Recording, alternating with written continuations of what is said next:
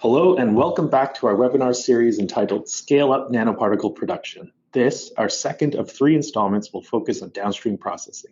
I'm Shel Ip, Technical Marketing Specialist at Precision NanoSystems, Inc. In the first part of our Scale Up webinar series, we discussed seamless scaling of nanoparticle production using the NanoAssembler platform. If you missed it, you can find a recording of the webinar in our resources section of the Precision NanoSystems website. In this webinar, we will discuss downstream processing, which concerns the concentration and buffer exchange of large volume nanoparticle formulations.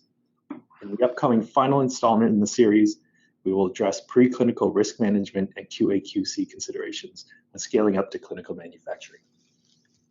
Now, before we begin, some basic housekeeping. If you have technical issues, please use the question or chat box and we will do our best to troubleshoot. If you have any questions for our speakers, please use those same features and we'll try to answer as many of them as possible at the end of the session. If we can't get to your question, we will answer them after the event via email. Today's speakers are our very own Mr. Kevin O, along with our special guest, Mr. Michael Bransby from Spectrum Labs. First, Kevin is an engineer with a decade of experience in microfabrication, microfluidic drug delivery devices, and process development. He is the Senior Manager of Pharmaceutical Operations at Precision NanoSystems and has been with the company for almost 5 years, working on the development of the NanoAssembler scale-up system and scale-up process development. Kevin earned his bachelor's in engineering and management at McMaster University and his master's of applied science at the University of British Columbia. Mr. O, take it away. Thank you, Shel. So in our last webinar, we discussed nanoparticle formulation development from our benchtop instrument all the way to clinical scale-up.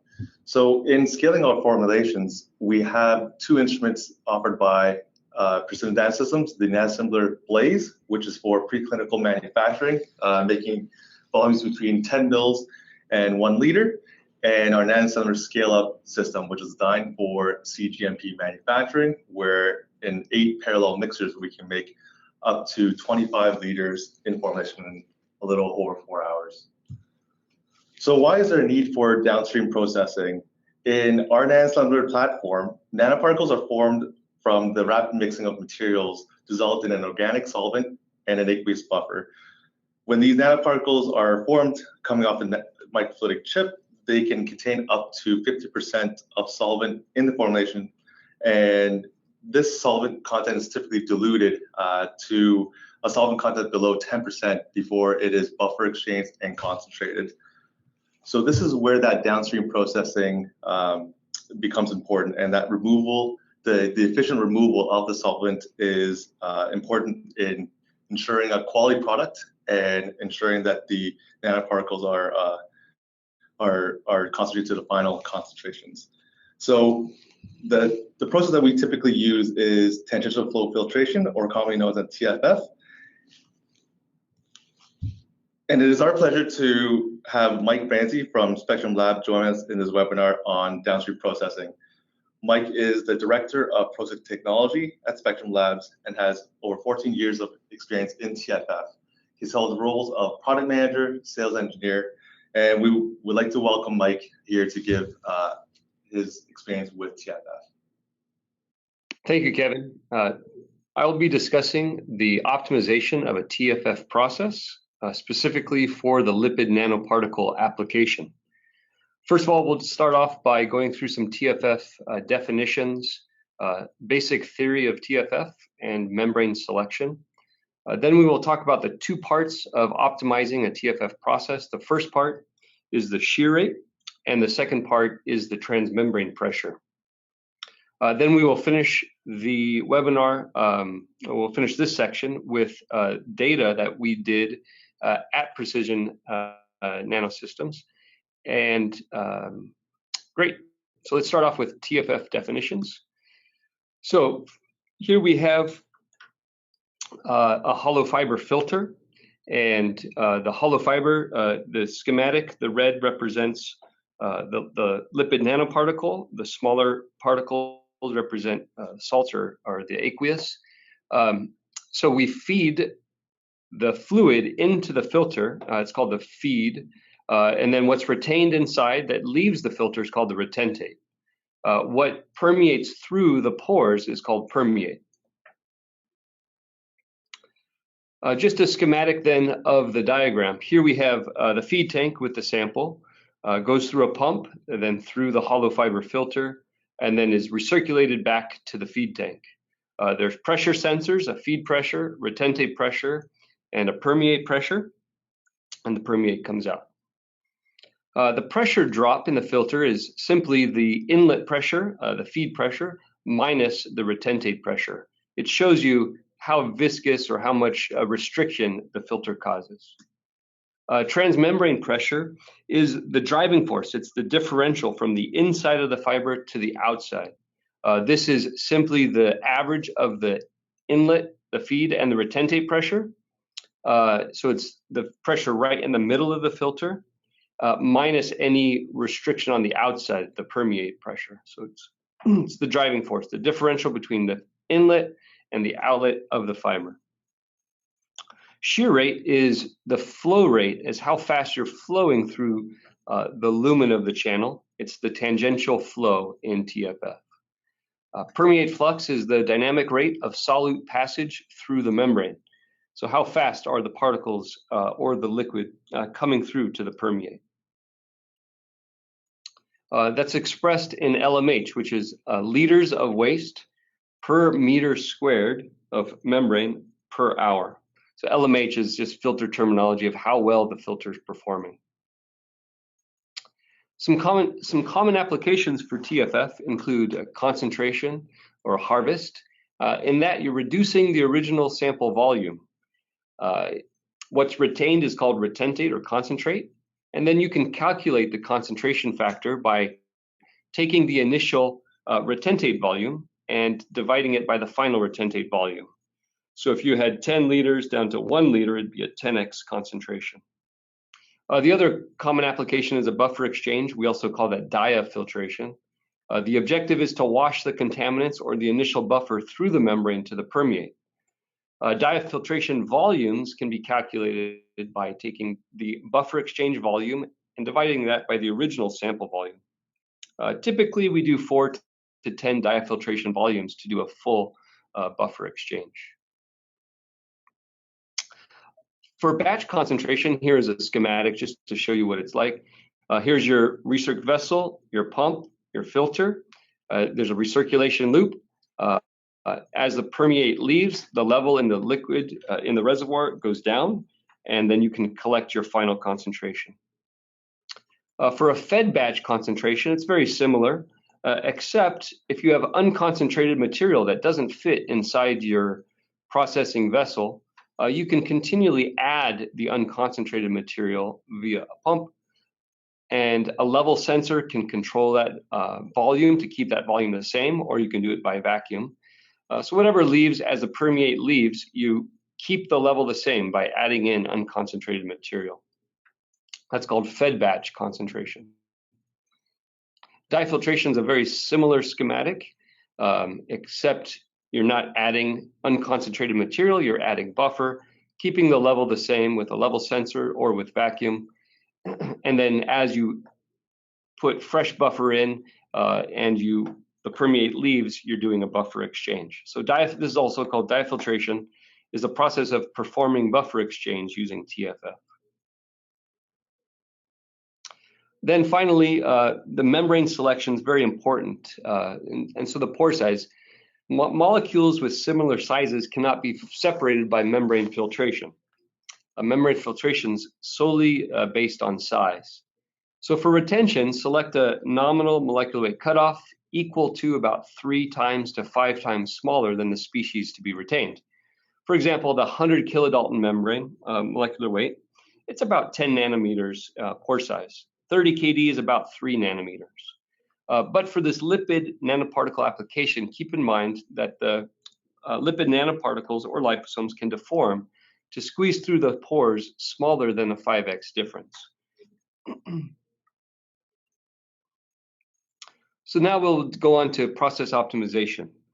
For process optimization, we will vary the shear rate. That's how fast the flow is going through the hollow fiber. And we'll vary the transmembrane pressure. That is the driving force, the differential pressure between the inside and the outside. And we'll measure the permeate flux, the filtrate flux, to get the best conditions for TFF. And then we will test different membrane pore sizes to find the best one as well.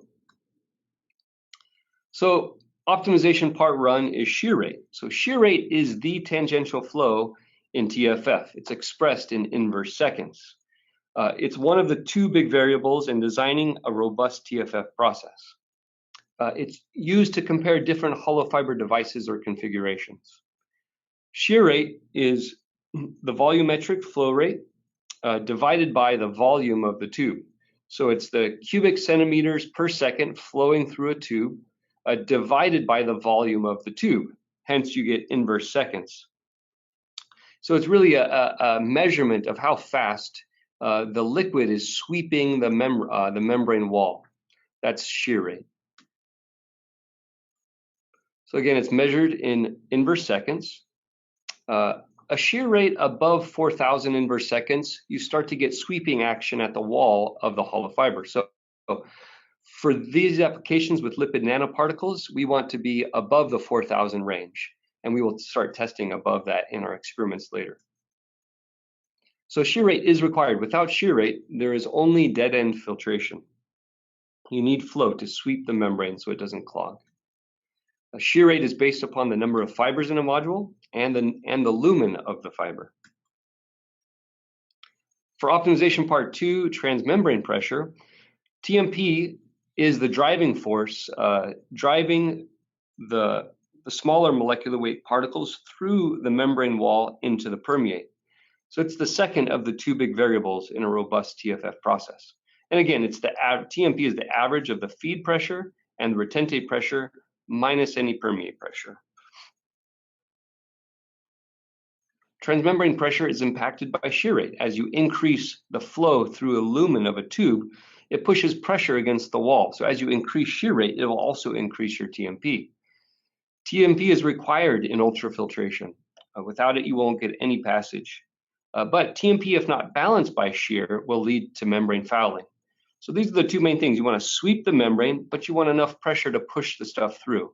So that's what we optimize in TFF.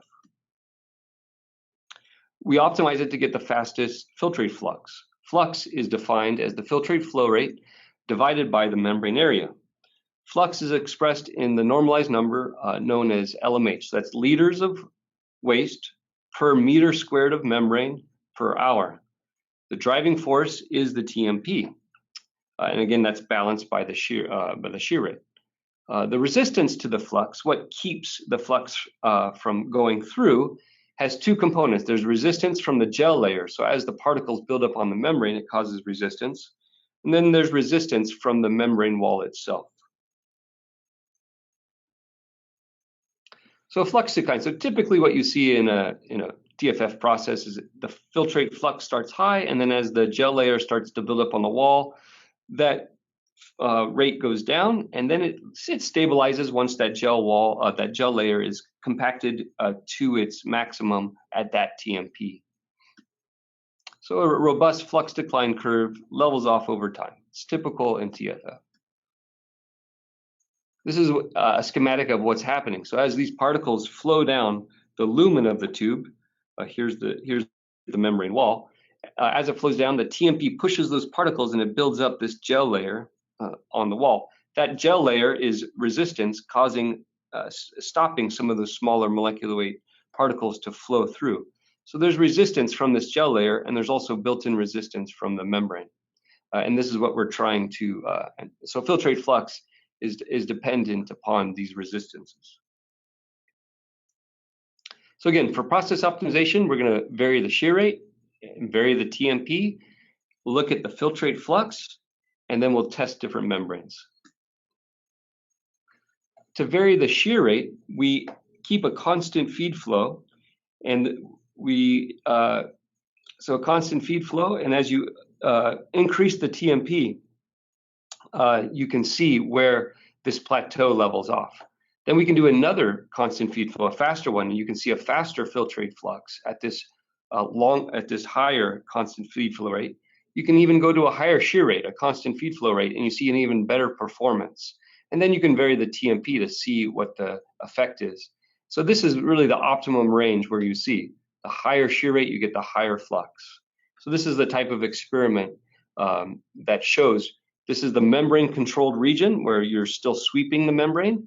And here's the gel layer controlled region. The TMP is too high and you don't get any increase in flux as you increase your TMP. We can do the same to optimize the transmembrane pressure. We can keep a constant feed flow rate. And as we increase this TMP, as the TMP gets too high, the gel layer becomes too compacted and you're not getting any increase in filtrate flux. So we want the optimum range for TMP is before this plateau. So usually 15% or more before the plateau. We're going to pick this range at this shear rate. We're going to pick this TMP range, and that'll be our optimum for our process. So this is the type of experiments we do to vary shear rate and vary TMP to find the optimum conditions. So shear rate is balanced by TMP, which determines flux. Now we will do this in some, to show some data that we did on the lipid nanoparticle. So lipid nanoparticle optimization, these are experiments we ran at Precision. First of all, we have membrane selection. Typically in liposomes or lipid nanoparticles, a lot of people use 100 kD. So we're going to test that versus 30 kD to see what the difference is between the performance. We're going to vary the shear rate, as we talked about, and then we're going to vary the transmembrane pressure.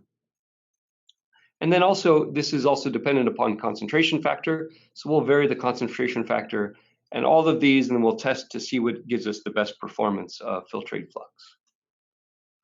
For our first experiment, we did a scouting experiment, and we took lipid nanoparticles, and this was in a concentration mode.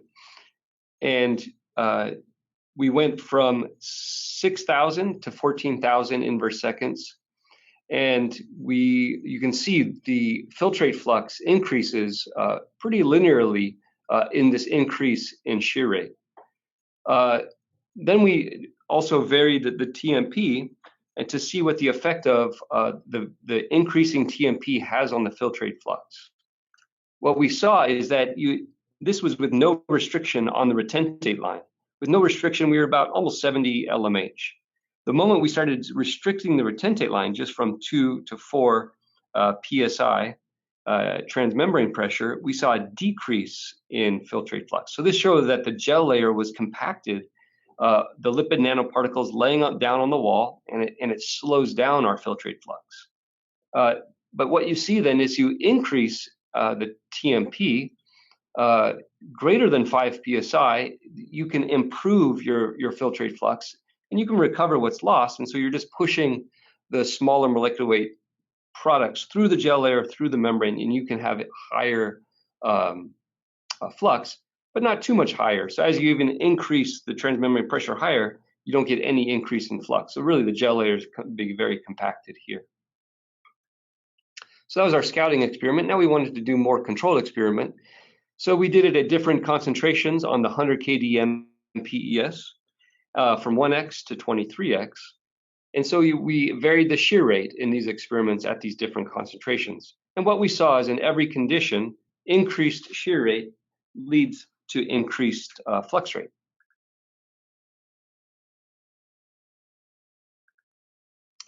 Then we wanted to see the effect of TMP. And so the effect of TMP on the 100 kD.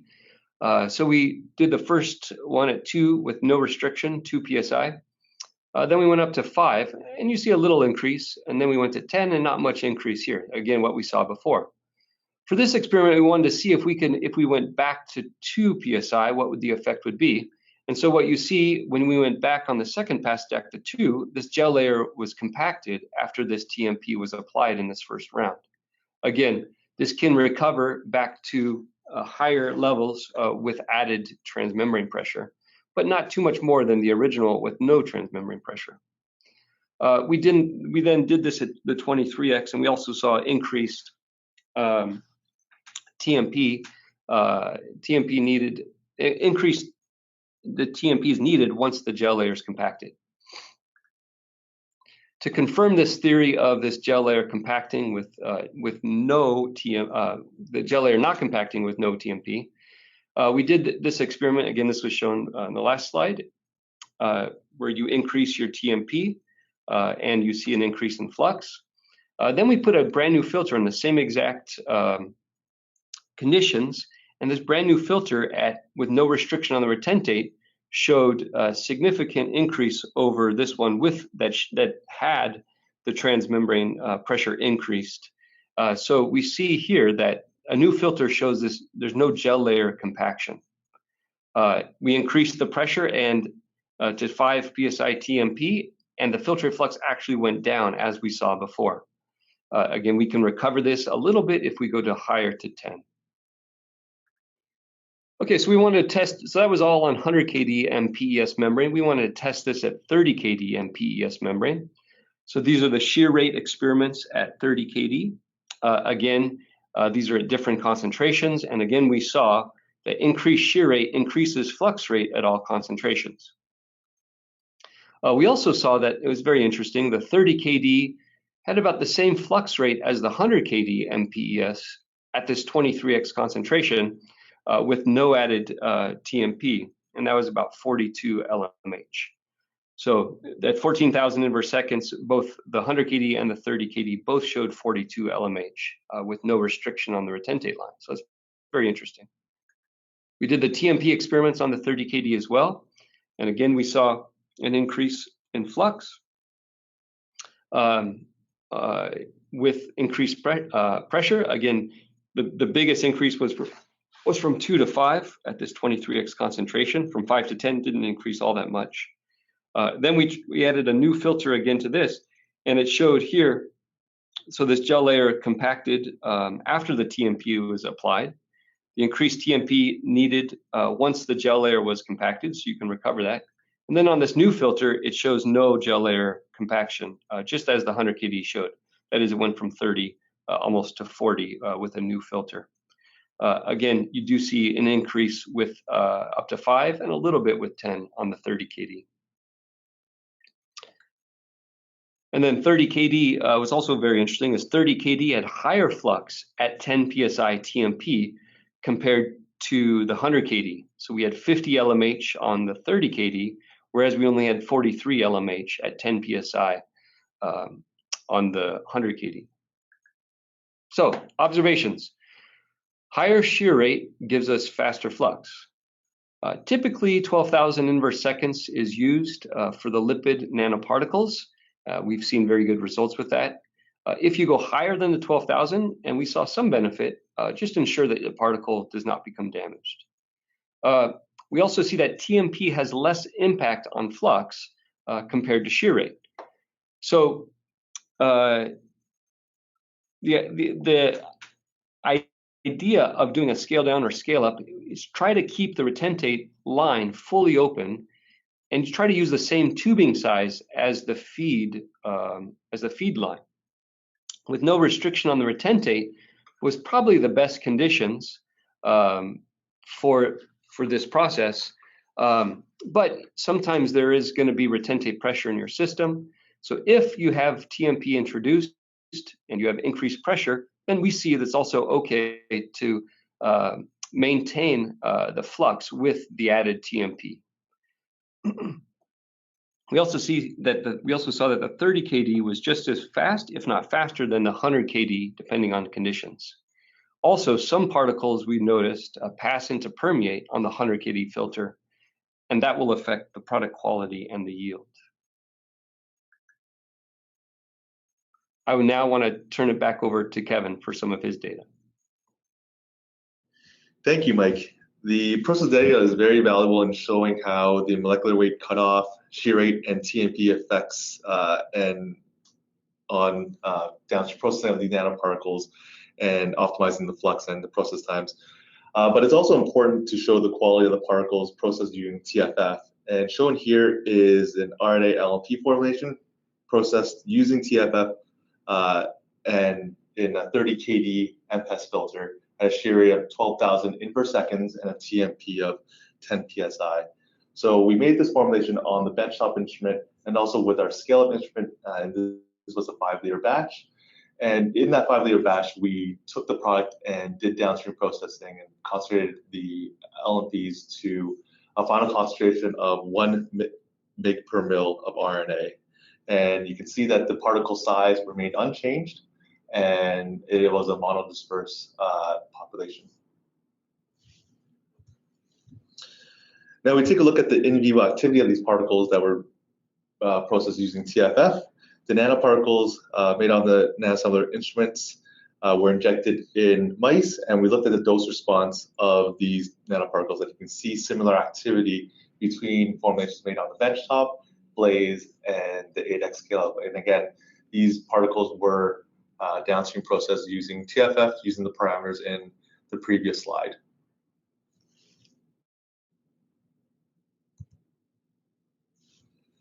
Well, thank you, Kevin and Mike, for an informative webinar. We do have time for a few questions from the field. We have a few interesting ones. This first one, I guess, is for you, Mike. We commonly see retentate back pressure in our system. How do we get the retentate pressure low? That's a great question. The challenge for a larger scale, you can get it low by having no restriction on the retentate line. For smaller scale, for scale down studies, it's sometimes challenging to find TFF reservoirs with large enough diameter dip tubes.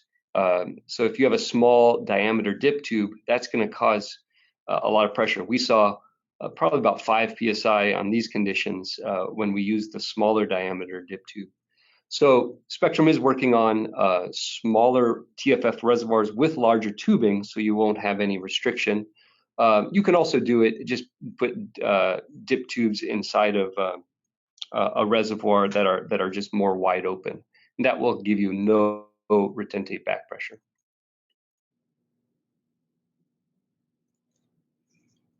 And the second question, you chose 30 kD and 100 kD. Would 50 kD or 70 kD have an advantage for filtrate flux? That's a good question. So what we saw from 30 kD and 100 kD is really interesting, that the 30 kD had better flux in some, the same or better flux in most of the circumstances. So would the flux go down as you get closer to the 100 kD? It might, because those particles might be lying down easier on the more open, higher water flux membranes. So I think 30 kD might give you the best results. We'd have to do some more experiments to see, but there's this very clear gel layer built up right away with any back pressure. So I think that the resistance in the membrane keeps those lipid nanoparticles off on the 30 kD. So I'm thinking those will give you the best results.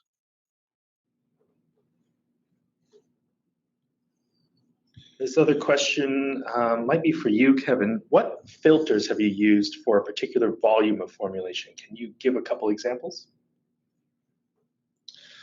This really depends on many factors, such as what your initial concentration is before going into TFF and what the final target concentrations are afterwards. So just some rough numbers that I can give here. If you're looking to do a 10x concentration to a mg per mil of RNA, let's say, and you're doing 7 volumes of buffer exchange with the microcross, which is the smallest filters that we have used, and let's say a 50 mil formulation, it takes about, I'm guessing, 45 to 60 minutes to concentrate and do buffer exchange. With the midi-cross, we've done 500 mils. This is the bulk diluted formulation volumes I'm speaking about here. And with the midi-cross at 500 mils, it was about an hour and a half to 2 hours to concentrate to the final concentration and do buffer exchange. And I think we have time for one final question. What level of product recovery do you get with TFF? So this depends on, again, on the concentrations you're looking for. with the process that we worked with, concentrated to 1 to 2 mg per mil of RNA, we get about 85 to 95% product recovery, and this all depends on recovering the entire volume through these hollow fibers. But we see between 85 and 95% of the product being recovered in TFF. Okay, thank you, Kevin. And in closing, I guess thank everyone here who's joined us today. If we didn't get to your questions, we will answer them by email after the event. Please stay tuned meanwhile for more details on our third and final webinar in the Scale Up series. If you have any questions or would like to learn more about the NanoAssembler platform, visit precisionnanosystems.com. And don't forget to follow us on LinkedIn and Twitter. From Mr. O, Mr. Bransby, and myself, have a wonderful rest of your day, and thank you for your time. Cheers.